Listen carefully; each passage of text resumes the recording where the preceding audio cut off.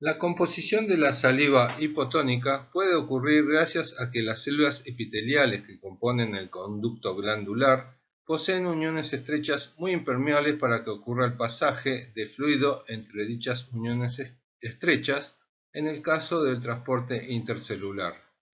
Esto no ocurre en los conductos pancreáticos. Habíamos mencionado que hay una fase cefálica y una fase bucal en la secreción salival. También habíamos mencionado que la estimulación salival estaba mediada por reflejos nerviosos. Los reflejos pueden ser condicionados o no condicionados. Los condicionados, o que dependen de estímulos sensoriales como de la visión, la audición o el olfato, producen salivación por medio de neuronas superiores cuyas proyecciones contactan centros integradores como el hipotálamo. Desde allí, neuronas envían proyecciones a los centros neuronales que regulan la secreción de las glándulas salivales.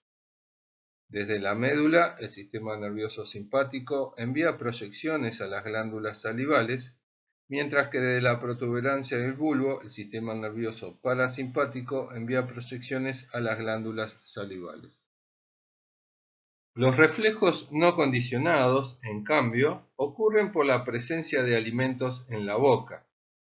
Esta presencia activa los receptores gustativos, químicos y mecánicos, enviando una señal a los centros de la saliva, en la protuberancia y el bulbo, que activan tanto neuronas simpáticas y o parasimpáticas, produciendo una respuesta efectora, que es el caso de la salivación.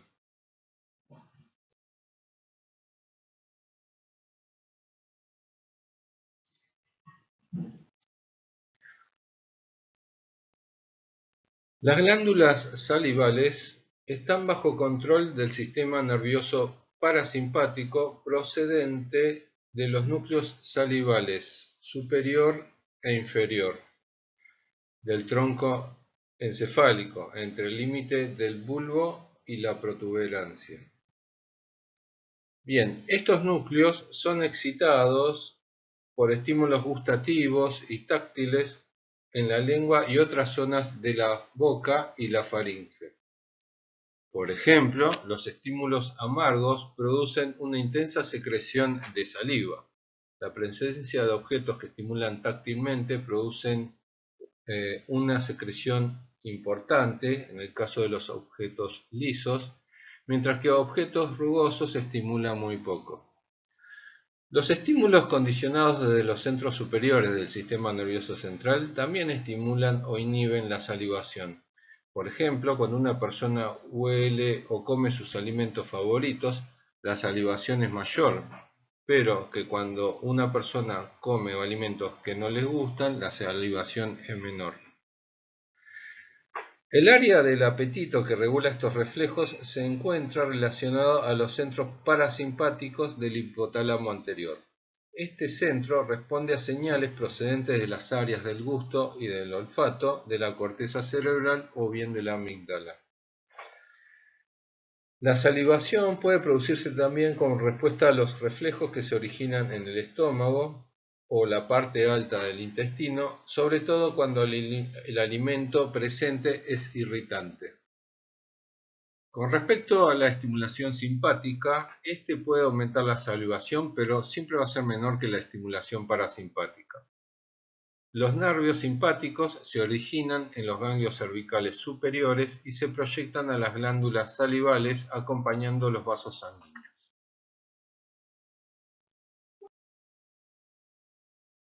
Podemos mencionar a la acetilcolina como la encargada de mediar el estímulo parasimpático a través de receptores M3 en las glándulas salivales, que tiene como resultado el aumento en el volumen de la saliva, más fluida. La noradrenalina también produce un aumento de volumen y de saliva fluida, pero lo hace a través de receptores alfa-1 adrenérgicos. Sin embargo, cuando las glándulas salivales presentan receptores beta adrenérgicos, se expresan en la membrana vasolateral. Esta noradrenalina produce un efecto distinto en el cual estimula la amilasa salival, lo que produce una saliva más espesa.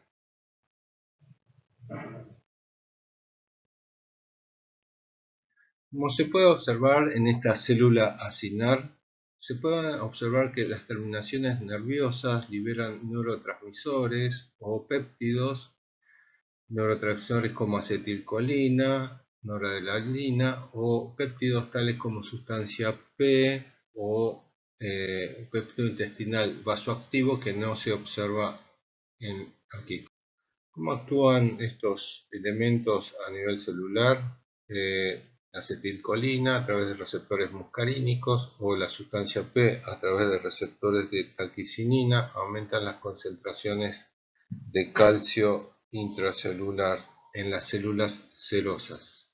Por otra parte, la noradrenalina actúa a través de receptores beta adrenérgicos o el péptido intestinal vasoactivo PIP actúa ambos elevando la concentración de AMP cíclico.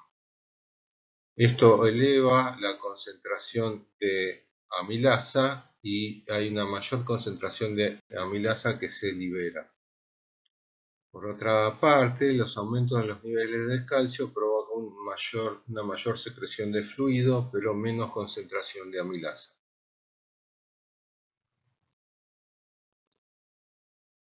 Se ha observado que la acetilcolina, a través de su receptor muscarínico, activa esta célula aumentando los niveles de calcio y activando la bomba sodio-potasio ATPasa en la membrana vasolateral, que provoca una activación del cotransportador sodio 2-cloro-potasio, en el cual ingresan estos elementos al interior de la célula y estimula la salida de los aniones cloro y bicarbonato a través del transportador aniónico ubicado en la membrana apical de estos aniones a la luz del acino.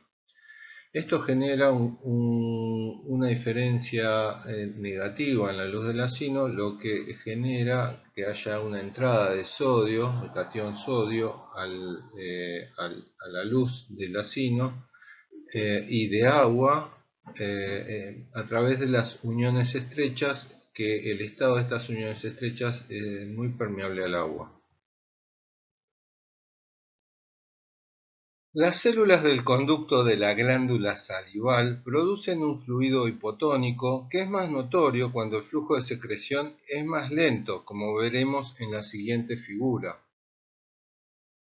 El fluido hipotónico de la saliva en esta instancia en la secreción secundaria radica en que hay una mayor absorción activa de sodio y de cloro y una menor secreción de potasio y de bicarbonato.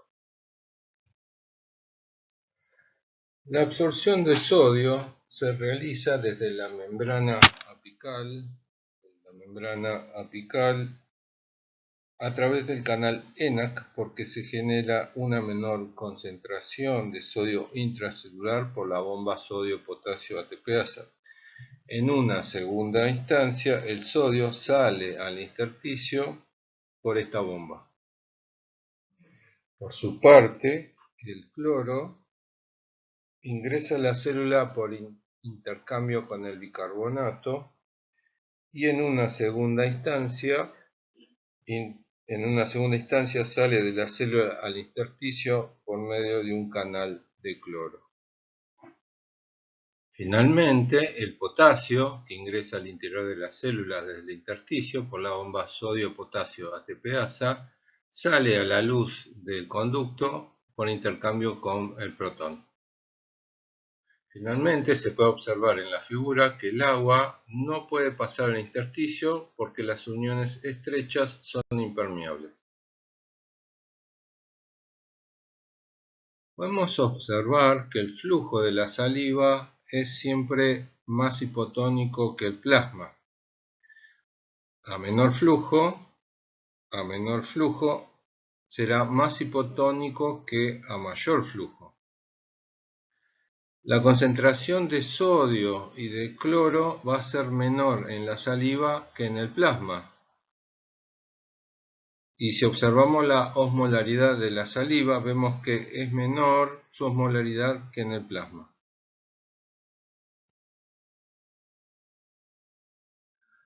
Finalmente, con respecto a la saliva, recordar que la saliva es un líquido incoloro, inodoro, insípido y viscoso, que es hipotónica respecto al plasma, que la viscosidad y el pH varían con el reposo y la actividad, que la secreción es mayor durante las comidas y disminuye a la noche, que está compuesto por un 99% de agua, 1% de proteínas y de electrolitos.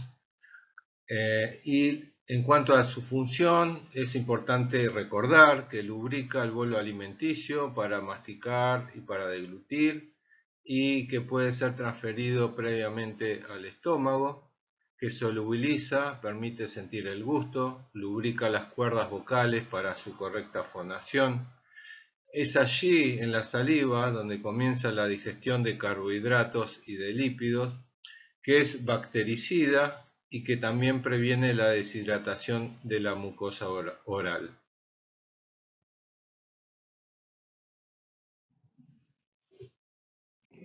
El estómago posee funciones secretoras, pero también motoras y humorales, que no están aisladas, pero más bien están integradas para generar una correcta digestión de los nutrientes, que comenzó con la masticación y la acción de las enzimas digestivas de la saliva en la boca.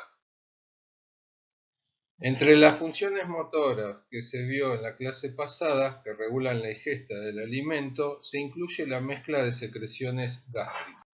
¿Para qué ocurre la mezcla de secreciones gástricas? Ocurre para reducir el tamaño de las partículas y la salida de material parcialmente digerido al duodeno. En esta parte vamos a ver el aspecto secretor de las secreciones gástricas. Vamos a ver la secreción de ácido que activa el pepsinógeno y es bactericida. Vamos a ver la secreción del factor intrínseco para absorber la vitamina B12. Y vamos a ver la secreción de mucus y bicarbonato para proteger la mucosa gástrica. También vamos a ver que es necesario la secreción de agua como lubricante y suspensión acuosa de los nutrientes. Como sabemos, el estómago se divide en tres partes anatómicas: el cardias, el cuerpo y el fundus, y el antro. El cardias recibe los nutrientes del esófago, el cuerpo y fundus los almacena, y en el antro se producen las contracciones más enérgicas para la trituración y la molienda de los nutrientes previo al vaciamiento gástrico píloro al duodeno. También existe una distribución de células secretoras diferentes en las glándulas presentes en el cuerpo y en el antro.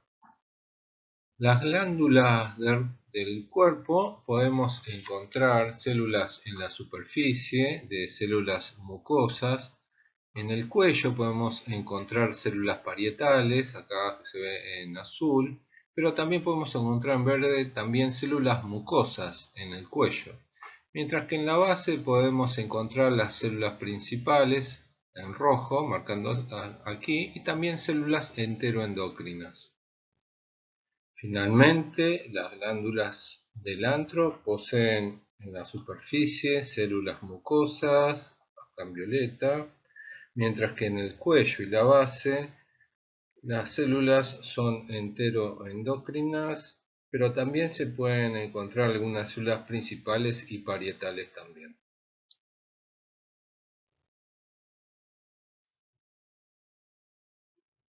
Bueno, como se observa aquí, las células parietales o oxíntecas, para finalizar, secretan ácido clorhídrico y factor intrínseco. Las células mucosas secretan mucus y bicarbonato. Las células principales o pépticas secretan el pepsinógeno. Hay otras células enteroendocrinas importantes, por ejemplo la célula G, que secreta gastrina. Se pueden observar estas en las glándulas del antro. Y también se pueden observar en las glándulas oxíntecas, las células enterocromafines-like que secretan histamina y otras células como las células D que secretan somatostatina. Comenzaremos a hablar de los mecanismos de secreción de las células parietales productoras del ácido clorhídrico.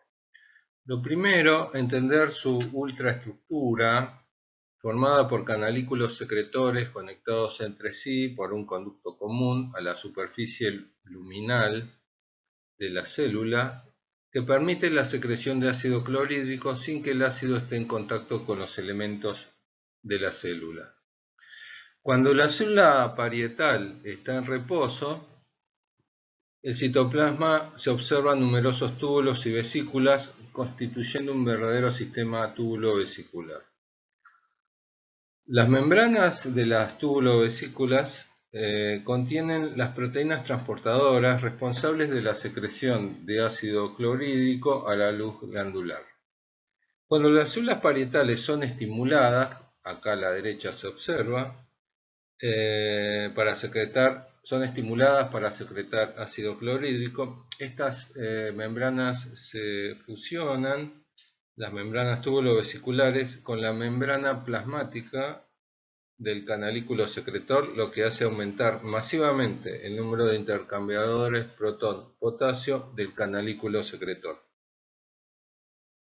Es así como la célula parietal puede tener un pH 7, mientras que la luz glandular gástrica puede llegar a tener un pH 1.